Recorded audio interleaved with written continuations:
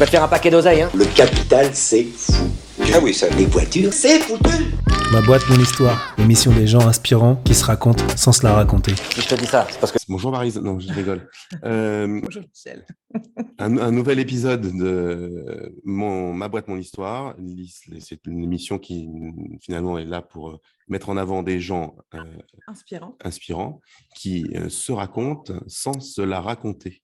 Exactement. Et aujourd'hui, on est ravis d'accueillir Julien et Jenny. Vous êtes les fondateurs, les cofondateurs du Mercato de l'Emploi. On a la chance de se connaître depuis avant cette aventure. On est ravis de vous recevoir aujourd'hui et de pouvoir écouter votre histoire. Bienvenue à tous les deux. Est-ce que vous pouvez commencer par présenter votre binôme et le Mercato de l'Emploi, tout simplement? Écoutez, merci de nous accueillir tous les deux dans cette vidéo. On est ravis d'être avec vous. Donc, je suis Jenny Gauthier-Vallet et je suis avec Julien Badre, mon associé. Donc, tous les deux, on a fondé le Mercato de l'Emploi, qui est un réseau de recruteurs indépendants national. Et on a fondé ce réseau-là. On a commencé à développer cette entreprise en 2016. On a vécu beaucoup de moments et notamment un pivot stratégique qui nous a amené à faire le modèle qu'on a aujourd'hui en 2019. Mais notre aventure à nous, elle a commencé en 2016, mais en fait, elle a commencé bien avant puisque ça fait 15 ans qu'on se connaît tous les deux. On a fait nos études ensemble en école de commerce et on a eu après chacun une vie. Moi de salarié, Julien d'entrepreneur, et on s'est retrouvés en 2016 pour l'aventure du Mercato. Et d'ailleurs, Voilà. excuse-moi Julien, je fais une petite parenthèse, mais Jenny, nous, on s'est rencontrés dans ta vie de salarié, où moi, j'étais déjà entrepreneur et c'est avec toi que j'ai fait mon dernier projet d'agence, en direction d'agence de communication, qui était d'ailleurs déjà un beau projet et les débuts des projets à impact dans la communication. Et je t'avais déjà remarqué sur cette envie de changer un peu les choses. Et ensuite, effectivement, on s'est gardé en contact et j'ai rencontré Julien qui avait très envie d'entreprendre à nouveau. C'est ça, hein, Julien?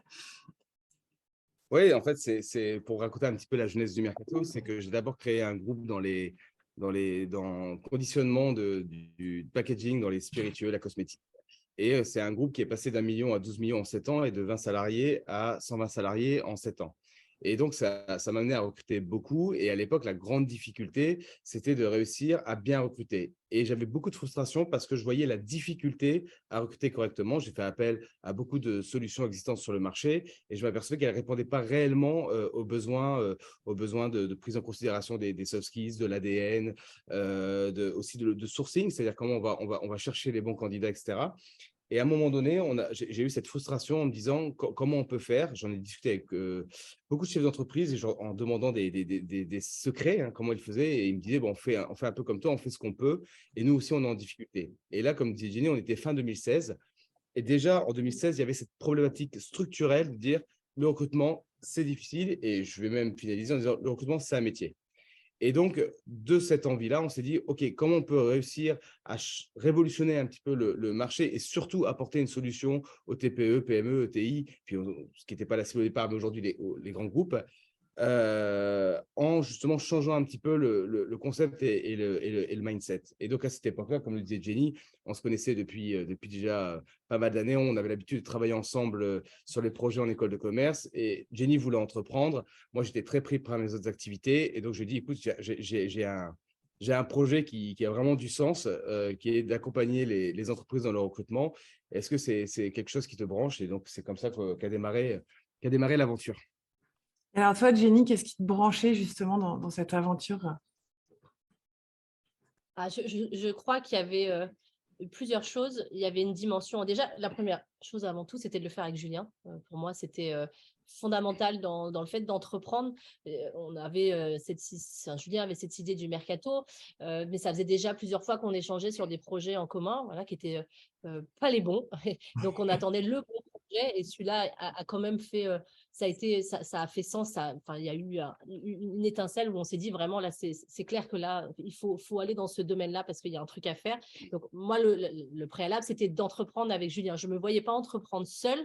Je ne me voyais pas entreprendre avec quelqu'un d'autre non plus. J'avais eu des opportunités d'entreprendre avec quelqu'un d'autre et c'est là où ça m'avait aussi fait un déclic en me disant non, la personne avec qui j'ai envie d'entreprendre, c'était Julien. Il avait déjà énormément d'expérience dans l'entrepreneuriat, beaucoup de réussite et je trouve que voilà, qu'il y avait quelque chose qui faisait que ça matchait bien ensemble et qu'on pouvait aussi s'appuyer sur ces réussites pour avancer plus vite dans notre projet. Ça ne nous a pas empêché de faire des erreurs, mais en tous les cas, on en a certainement fait moins que si j'avais entrepris toute seule ou avec quelqu'un d'autre. Donc ça, c'était la première chose pour moi qui était indispensable. La deuxième chose, c'était le projet. Quand on parle d'emploi, il y a quand même une notion d'impact. Moi, je voulais entreprendre sur un projet qui avait du sens socialement, qui avait du sens où on se disait qu'on pouvait… J'avais pas ce rêve de changer la société comme ça en tant que telle, d'avoir cette prétention-là. Mais en tous les cas, je voulais que le projet que j'allais entreprendre ait du sens pour moi, où je sois fière de la valeur ajoutée que je voulais avoir dans le projet. Donc, quand on a parlé de ce projet lié au recrutement, il ne pouvait pas y avoir mieux dans le sens où on accompagne les candidats dans leur recherche d'emploi. C'est des périodes qui sont difficiles à gérer, compliquées. Pareil sur les côtés frustration des entreprises, et on essaye de faire en sorte de trouver des solutions et que ça aille mieux. Donc, pour moi, voilà, ça a cumulé le fait d'entreprendre avec Julien sur un projet qui avait du sens. Ok, donc vous êtes bien trouvés. Alors, est-ce que vous pouvez nous raconter les débuts du mercato de l'emploi? Je crois qu'au départ, Jenny, tu as porté quand même une brique qui était essentiellement digitale. Que toi, Julien, tu avais peut-être un peu moins, et c'était un des positionnements finalement un peu dans l'air du temps à ce moment-là, de se dire on lance une plateforme, on essaye de digitaliser beaucoup le parcours de recrutement. Vas-y. Je pense que, tu vois, on est vraiment à ce moment-là, tu vois, en fin 2016, en 2017 réellement, où on démarre vraiment l'aventure. Il y a cette mouvance startup, il y a les levées de fonds, il y a le côté startup, le côté full digital, le digital va transformer le monde, etc. Moi, j'étais plutôt dans un univers industriel, et donc c'est vrai que il y a toujours cette passion de découvrir d'autres univers. Et dans cette envie de découvrir d'autres univers, on s'est dit, pourquoi on se lancerait pas à l'eau dans cet univers qui était foisonnant. C'est d'ailleurs à cette époque-là qu'on s'est rencontrés, toi qui étais très impliqué dans cet univers. Et puis, on s'est dit, et c'était passionnant parce que tu rencontrais d'autres personnes, tu avais un mindset qui était très différent de ce que tu pouvais rencontrer dans une PME ou une industrie. Et donc, il y avait un petit côté excitant et passionnant. Donc, on s'est lancé dans le digital. Ça nous a permis aussi de découvrir l'univers du digital, c'est-à-dire que ça soit les langages, la méthodologie de développement d'une plateforme, les différents acteurs. Donc, c'était très riche d'expériences, et on s'est lancé à cœur perdu dans cette aventure. On a mis 1 an à sortir notre plateforme à l'époque. Donc, voilà, aujourd'hui, on ne met plus 1 an à sortir une plateforme. Enfin, ça nous paraît délirant aujourd'hui, mais à l'époque, on a mis 1 an parce qu'on a tout appris finalement sur notre métier, sur ça. Donc, il y avait la courbe d'apprentissage. Et ça, Julien, toi qui venais de l'industrie, tu étais OK avec cette idée justement d'apprendre et de dire je prends 1 an pour investir sans rentrée, sans revenu sur une plateforme où je ne sais pas ce que ça va donner? Moi, je n'avais pas forcément la problématique des revenus par mes autres activités. Déjà, on commence par là. Le deuxième point, c'est une opportunité incroyable de pouvoir vivre d'autres expériences professionnelles. C'est-à-dire qu'aujourd'hui, le fait d'avoir passé beaucoup de temps, et encore aujourd'hui pour le coup, parce qu'après, on racontera la suite, mais aujourd'hui, le digital est un point essentiel de notre organisation. Mais je veux dire, ça permet d'acquérir des connaissances, des compétences qui sont utiles dans tous les domaines d'activité en réalité. Donc, c'est une opportunité, une chance incroyable de pouvoir se mettre à fond dans un nouveau projet. Et ce qu'on dit souvent avec Jenny, on parle souvent d'erreurs, d'échecs, de réussites, etc. Ce qui fait qu'on est beaucoup plus performant dans une activité, c'est le fait d'en avoir découvert plusieurs. Enfin, moi, à la base, je viens de la finance, après, je passe à l'industrie. Entre-temps, je suis aussi actionnaire de groupes dans la fringue, dans d'autres choses. Et donc, à chaque fois, c'est des nouvelles expériences, et ça enrichit l'analyse, la compétence et la vision qu'on peut avoir. Parce que si je prends, par exemple, aujourd'hui, quand on parle de méthode agile, quand on parle d'optimisation, quand on parle de zéro défaut, etc., ça, c'est les méthodes qui existent dans l'industrie depuis des années, qui s'appellent le lean management, le kaizen, etc. Donc, ce que parfois les gens dans le digital disent, nous, on a réfléchi à… Ils ont l'impression de réinventer des choses qui existent déjà, en fait. Ils ont adapté ce qui existe historiquement dans l'industrie, en réalité. Et donc, quand on fait parfois le lien entre les deux, on se dit, OK, c'est très proche Donc, ce n'est pas une révolution en tant que telle. Le digital est une révolution et on va utiliser ce qui se fait de bien ailleurs pour le mettre dans le digital. Mais par contre, s'intéresser au digital, je pense qu'aujourd'hui, une boîte qui ne s'intéresse pas au digital, sa probabilité de survie, elle est morte. Il y a une vidéo d'IBM qui a été faite en 1995 qui disait, que je vous invite à regarder parce que je la trouve géniale. Si tu peux mettre le lien, ça sera top. Je mettrai le lien. Qui dit, c'est deux personnes qui sont dans un bureau new-yorkais, et puis il a un journal et ils disent que Internet, c'est l'avenir. Il faut qu'on soit sur Internet. Et l'autre, il répond, pourquoi? Il dit, ça, l'article ne dit pas. Je me souviens de cette vidéo. Ils font IBM. Et ben, c'est un petit peu ça, c'est-à-dire qu'il y a des gens qui disent, il faut qu'on soit dans le digital. Pourquoi? Ben ça, on ne le sait pas. Et je pense que le fait d'y être, on commence à comprendre pourquoi il faut y être, comment l'utiliser comme un levier de croissance. Et donc, c'est pour ça que je pense que pour répondre à ta question, c'est une chance incroyable d'avoir passé de l'énergie dans cet univers-là. Enfin, on continue d'ailleurs, hein, mais au départ, de s'être concentré là-dessus, parce que ça nous a permis vraiment de faire du génie. Ce qu'on faisait en un an pour apprendre à l'époque, aujourd'hui, la même plateforme, il nous faudra à peu près 2 à 3 mois pour la mettre en place, quoi. Bien sûr. Et du coup, Jenny, le lancement de la plateforme jusqu'au pivot, qu'est-ce qui se passe? On lance fin 2017 notre première plateforme. On est très contents. C'est une plateforme qui, pour nous, répond à un besoin. Enfin, si on reprend la vocation du Mercato à l'origine, ce qu'on voulait, c'était démocratiser le recrutement et apporter des solutions de recrutement digitales, notamment aux TPE, PME, finalement à des chefs d'entreprise qui ressemblent à Julien, qui ne se retrouvaient pas dans les solutions de recrutement existantes, qui étaient soit trop concentrés dans les grandes villes, soit trop orientés cadres. Et on se disait, il y a vraiment une opportunité sur une plateforme de recrutement pour les territoires, pour les chefs d'entreprise de TPE, PME, pour les candidats, et avec une approche qui était quand même énormément basée sur le savoir-être.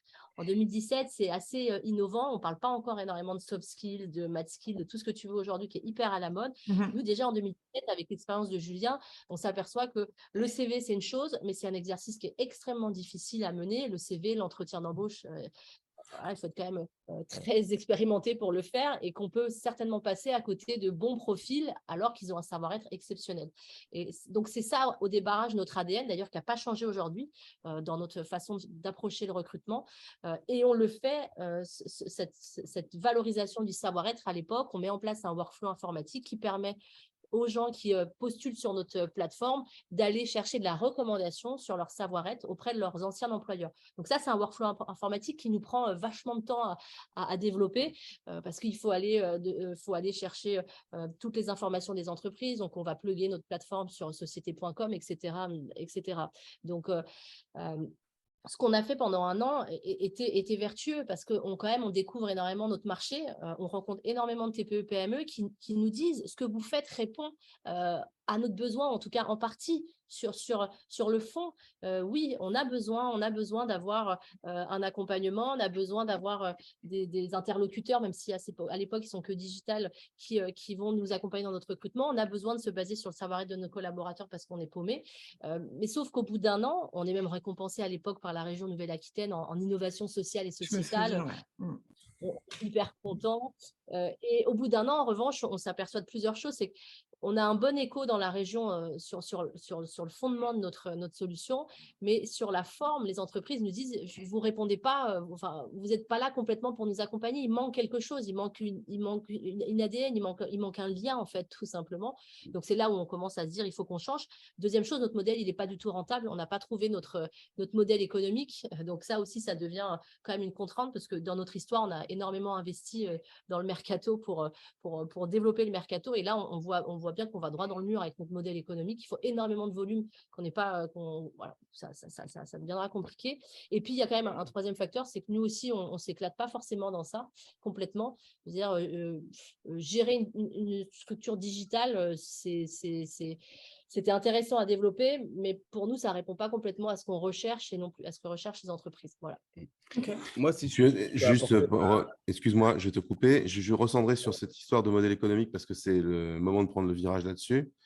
On parle aujourd'hui beaucoup de retour à la rentabilité. Nous, depuis une dizaine d'années, on entend tout le temps parler de la levée de fonds comme étant une une extrémité et faire attention à ce que ça ne devienne pas une fin en soi.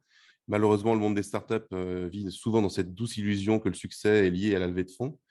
Vous, je crois, vous n'avez pas pris du tout ce parti pris. Vous avez choisi justement d'aller chercher cette rentabilité. Est-ce que vous pouvez me raconter ce chemin-là, ce cheminement et justement ce changement peut-être de business model? Oui, alors juste avant ça, je voudrais préciser à quel moment aussi on fait le pivot. C'est que, vous savez, quand vous avez un projet, la plupart des gens vous disent c'est génial. C'est génial. Quand vous en parlez, vous dites c'est génial. Mais derrière, il n'y a pas l'acte d'achat. Et ça, c'est souvent la problématique des gens qui disent mon projet il est révolutionnaire, mon projet il est génial, ça va cartonner. Quand j'en parle à Tata, tonton, mes amis, etc., ils me disent c'est génial. Et quand vous mettez le produit sur le marché, en réalité, ni Tata, ni tonton, ni vos amis, ni le voisin achètent votre produit. Et là, la frustration va commencer à arriver. Et le jour où on s'aperçoit qu'il faut pivoter, c'est quand, moi qui suis assez implanté dans la communauté des chefs d'entreprise de ma région, à chaque fois je les voyais, je leur dis, mais tu as du mal à recruter, pourquoi tu n'utilises pas le mercato? Ils me disaient, tu as raison, je vais l'utiliser. Je recroisais ces personnes-là un mois, 2 mois après, ils ne l'avaient toujours pas utilisé. Et c'est là que je comprends qu'ils trouvent ça génial, mais ils ne mettront pas l'énergie pour le faire.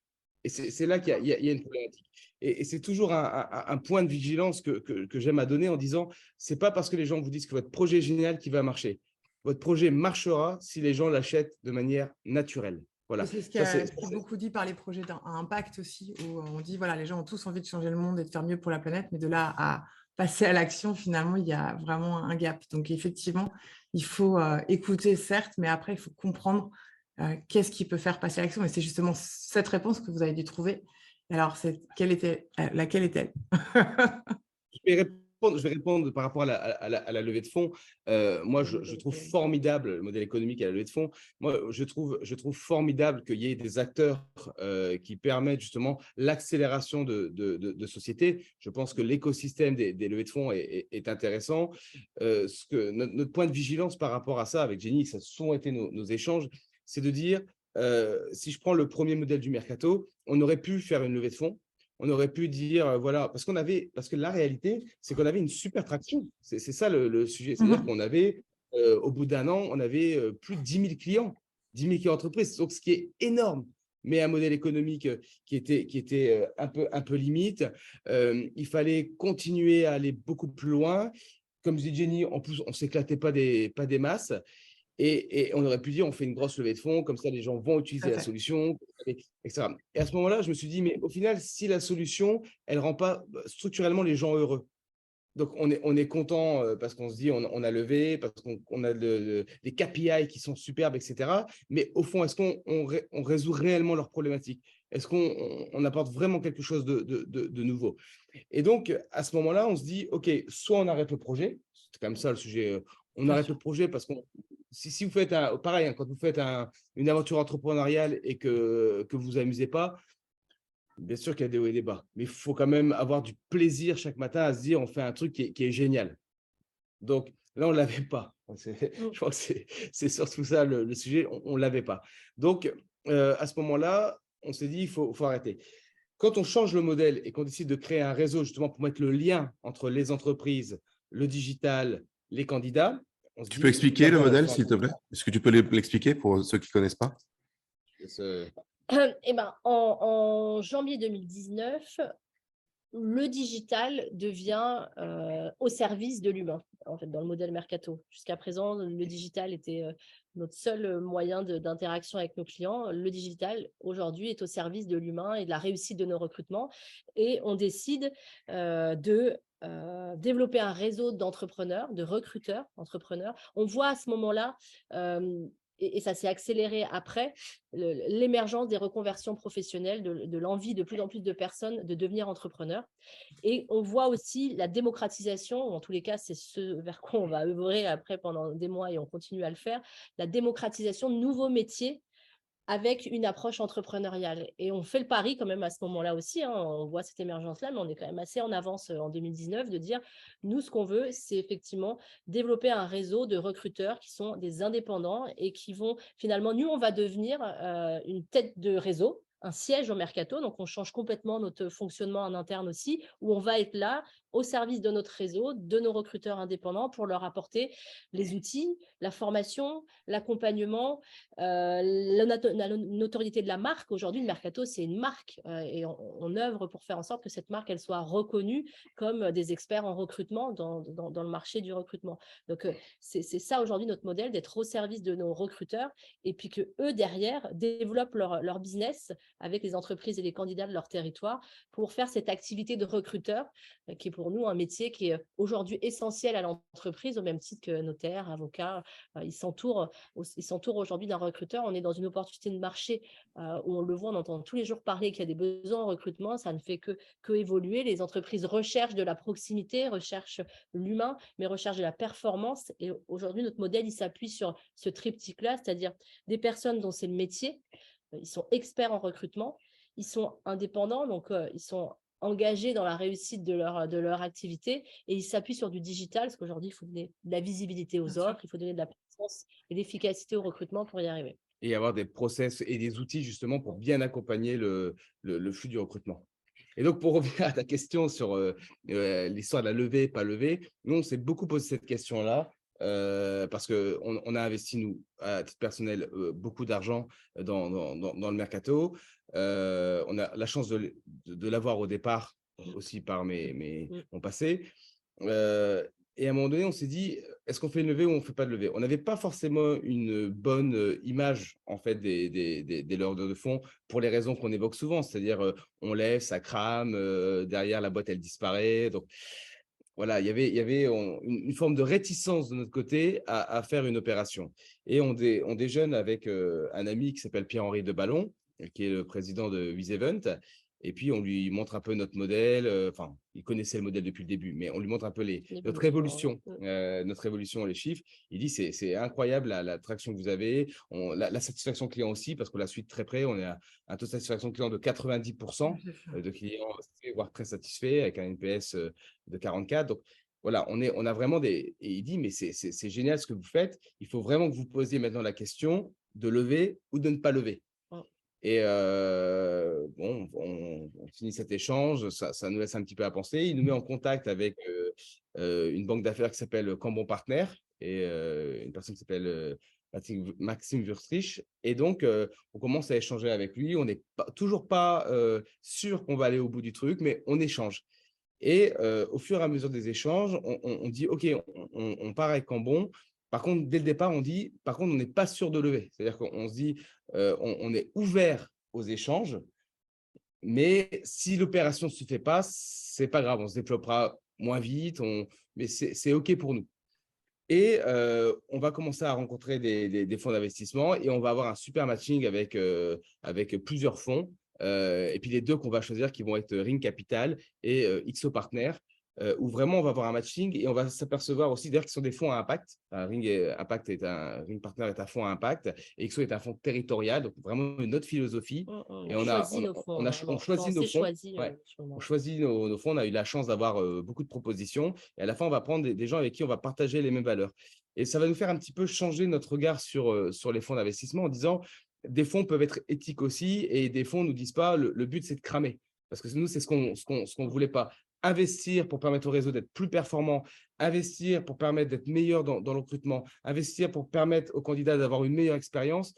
Nous, c'était une chance incroyable de se dire on va pouvoir donner une qualité de service qui va encore être supérieure à celle qu'on offre aujourd'hui parce que justement, il y a des fonds qui nous font confiance et qui partagent notre culture d'entreprise et notre vision du marché. Donc, c'était génial.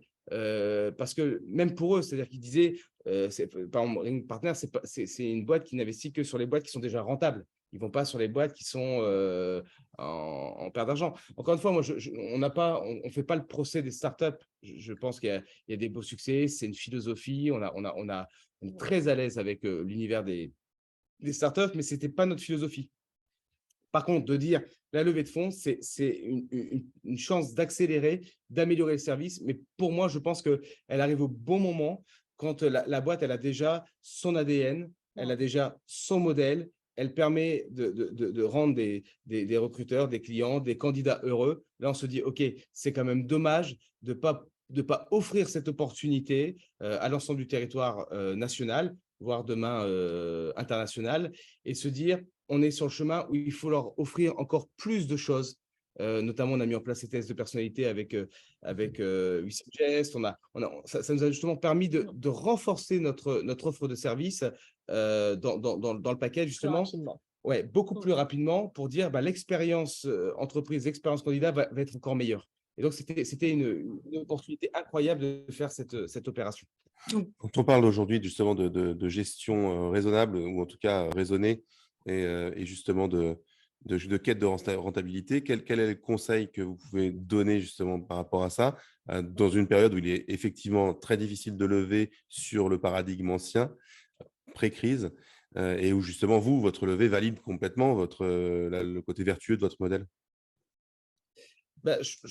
Je peux me permettre de répondre parce que c'est celui qui me parle. Dans ma vie précédente d'entrepreneur, je n'ai jamais fait ni levée de fonds, ni ce type d'opération.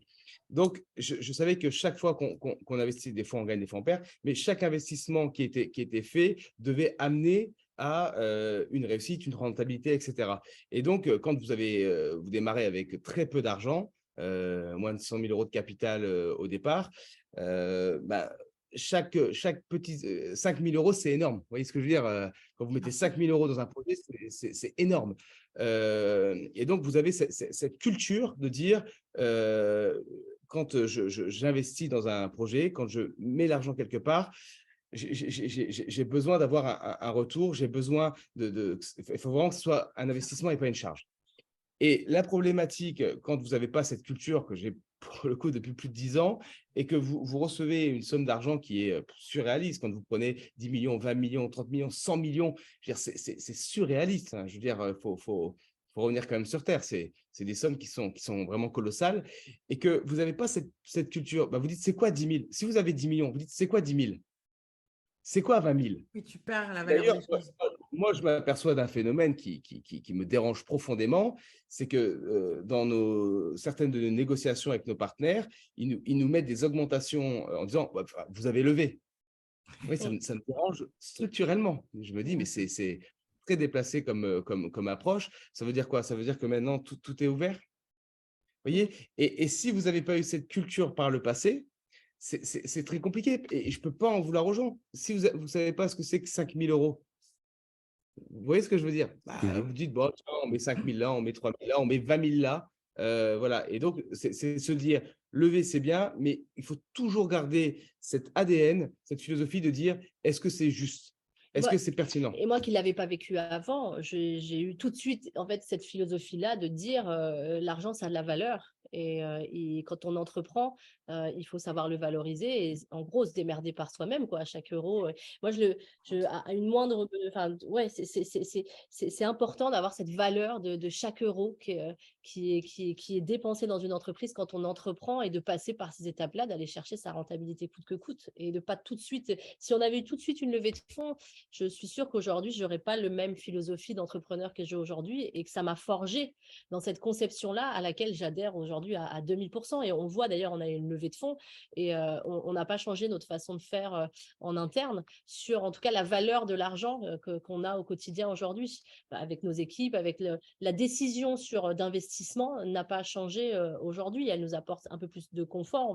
Voilà, mais ça n'a pas changé notre philosophie d'entrepreneur. Et je pense que ça doit se garder, et que c'est effectivement indispensable aujourd'hui. Et je pense que ça transpire aussi dans tout ce que vous faites, parce qu'aujourd'hui, vous avez créé un réseau d'indépendants. Ces indépendants, ce ne sont pas des start-upers, ce ne sont pas des gens qui vont aller lever de l'argent. Donc, l'argent qu'ils dépensent, qu'ils investissent, le temps qu'ils investissent avec vous est important et doit être valorisé. Et je pense qu'ils ont besoin de travailler avec et pour des gens qui vont vivre la même chose et qui ne vont pas être en train de cramer effectivement des millions sans vraiment de raison. Et puis, pour vos clients aussi, je pense que c'est extrêmement important de montrer que vous êtes de vrais entrepreneurs proches du terrain, proches de vos sous, et que vous comprenez, enfin que par vos actions, vous êtes finalement comme eux, et que vous comprenez qu'un recrutement, c'est important, et qu'on ne crame pas de l'argent comme ça, et qu'on n'envoie pas l'argent par les fenêtres pour ce réseau a besoin quand même que la marque existe, et pour que la marque existe, sûr. je pense qu'il y a des dépenses qui sont inexorables. Ouais. Et juste pour la petite anecdote, on a des fonds qui nous ont dit, nous, votre projet nous intéresse, mais on vous donne 15 millions, on vous donne 20 millions. Comme ça, vous allez accélérer encore plus vite. Ouais, mais ça sert à rien. Non, en fait, Et ils étaient gênés que même dans le business plan, par exemple, ils disaient, non, mais regardez, si vous changez votre mindset, votre manière de voir, imaginez, vous perdez 5 millions, 10 millions l'année prochaine, imaginez quand vous allez pouvoir accélérer.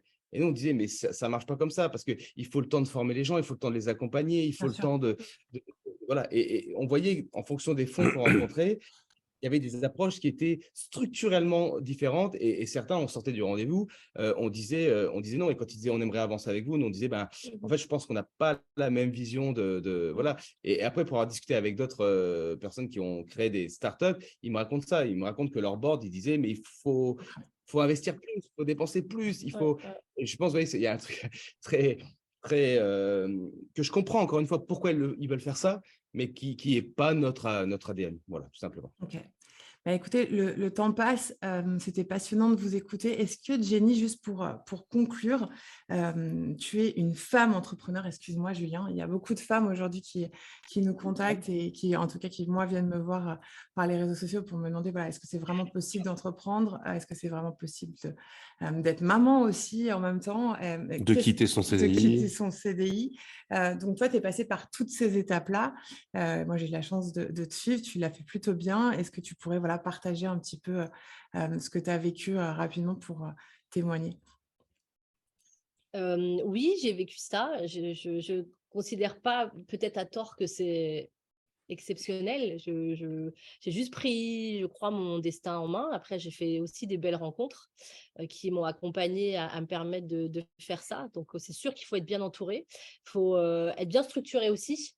C'est-à-dire, je l'ai pas fait comme ça sur un coup de tête et ça a été longuement préparé. Même mon départ, mon CDI a été et ça, je remercie à l'époque LCL qui avait très bien compris mon projet. Et aujourd'hui, on a gardé de très bons liens d'ailleurs avec cette entreprise-là.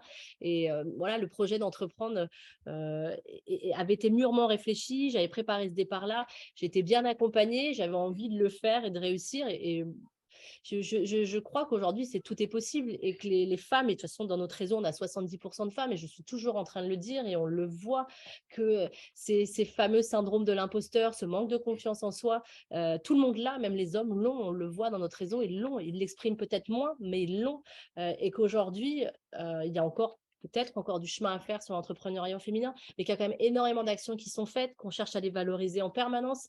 Donc, si elles ont envie de le faire, vraiment avoir l'énergie de le faire, la structure dans son organisation et qu'on est capable de beaucoup de choses. Effectivement, aujourd'hui, je suis maman aussi, Julien est papa aussi et on gère tout à la fois. Ça demande une efficacité opérationnelle, je crois, qui est indispensable et un équilibre aussi qui est important. Moi, je le vois, en fait, c'est quand je suis au mercato, je suis au mercato. Quand je suis chez moi, je suis chez moi et ça, je crois que c'est important dans mon équilibre et dans l'équilibre de ma famille derrière de dire que j'ai quand même une rupture entre les deux.